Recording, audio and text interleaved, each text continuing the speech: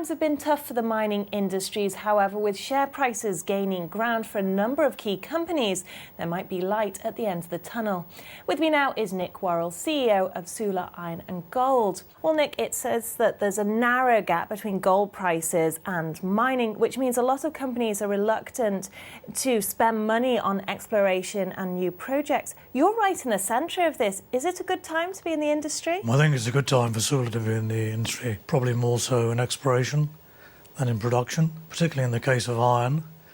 With gold, it's a different scenario. Low interest rates in Europe and the USA, a low oil price. China, its growth slowing, could lead to inflation. And if inflation returns, then gold could be one of the few liquid investments to gain. And historically, boom follows bust, and the price of iron will come back. Well, you've actually been at the helm of a number of successful companies which you've later sold on. So how did you get started in this industry, and how do you know when is the right time to sell? I wanted to be my own boss and have the satisfaction that goes with it. And I incorporated my first company, Kerno Tunneling. The simplistic answer is do your own research.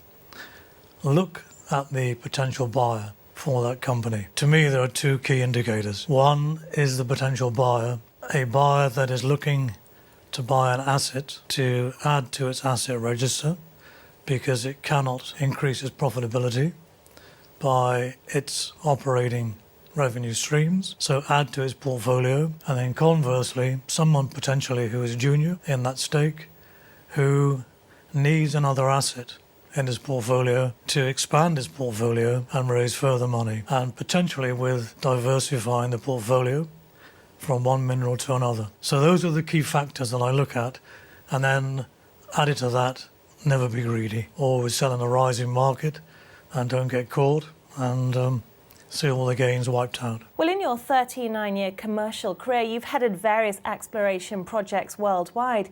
So where would you say is a successful place to invest, and where are the hotspots worldwide? Any place in the world has its own challenges and demands. It is what you make of it. Sierra Leone may have been, pre the war, post the war, regarded as a difficult place to invest. It's what you make of it, and it's a challenge. And part of the enjoyment of being in this industry is overcoming the challenges and being part of that success story. But this must be a very challenging industry. What are you up against? We live in a global village now, and I think all commodity prices are driven by global news, whether it's commercial or political. And it's the ability to move with the times and change that is the major challenge. It's that flexibility and the embracement of technology which enables the smart operator to change. We saw last year exploration. The data that's available and the technological tools that are available both to an explorer and a producer are manifold. And once they're used correctly, it's the key to success.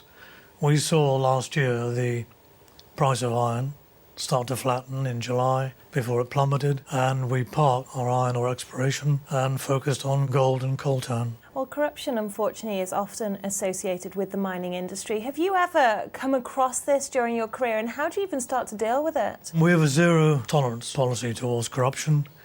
I personally, in the companies I've been involved with, have been involved in carrying out CSR programs in West Africa for in excess of 25 years. And I think that speaks for itself. And I've never been asked for a bribe or anything to encourage our activities. And we carry out CSR, which is appreciated both by government and the locals. So what projects are you working on now, and what opportunities do they represent? We're currently working on gold and coltan. We think they're excellent investment opportunities because they're low-hanging fruit, which is mining jargon for easy to mine. Well, finally, what trends do you foresee impacting the mining industry in the coming years? I don't foresee trends. I foresee change. And I think change is inevitable. That change means embracing technology. That goes across the board, from a junior PLC like ours, explorationist, to one of the global giants like Rio Tinto or BHP, to look at underground or surface problems, challenges, and use technology to be cost effective. Cutting costs for cost cutting's sake is not the answer, and relying upon a higher price for the commodity that the mining companies involved in and are low cost, the margins are no longer there. It's a big wake-up call. Other industries have done it successfully, and we must follow suit. Fiscal control and the embracement of technology will be the driver towards success in the profitability within our industry.